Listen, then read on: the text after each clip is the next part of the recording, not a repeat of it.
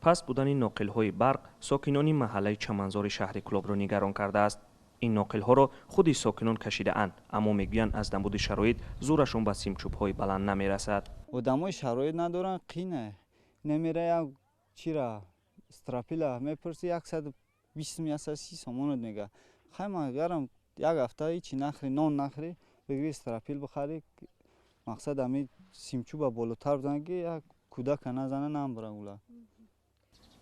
آویزان و بینظام بودن این ناقل‌های برق یگانه مشکل ساکنان منطقه کلوب نیست. ساکنان میگویند بارها برای عوض کردن سیمچوب‌های کهنه و فرسوده به مقامات مراجعت کرده‌اند.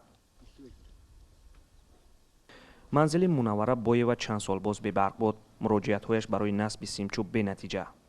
مستلبر رفت خانهشان دخترجان مامش دو آورد دو کرد، هیچ کی سویتش نداد.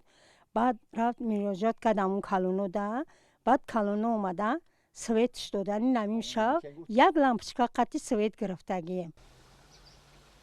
برخی از سیمچوب‌های از دوران شوروی بازمانده زیر برف و باران گزن یافته‌اند. قامت بعضیش هم خم شده است. مقامات میگوید عین حال در عوض کردن همه سیمچوب‌ها دست کوتاهند. پایه‌های خطای برقی 6-10 کیلو که خیلی خوف زیاد دارد، بسیار کم است، ممکن 5% هم تشکیل نکنه. همه مشکلی پایه‌های خطای برقی 0.4 کیلووات این خفای کوچه‌ها و خفای خانواده هستند. اساساً همین که همین هم از سال‌های 70 عوض شدگی نیستن اکثریت. با گفته مقامات در منطقه کلوب حدود 28000 سیمچوب‌های فرسوده وجود دارد. سال گذشته شبکه‌های برق منطقه کلوب نزدیک 1000 پایه را از شرکت‌های پایه‌سازی ناحیه همدانی و لیوکن قرض گرفته عوض کرده است.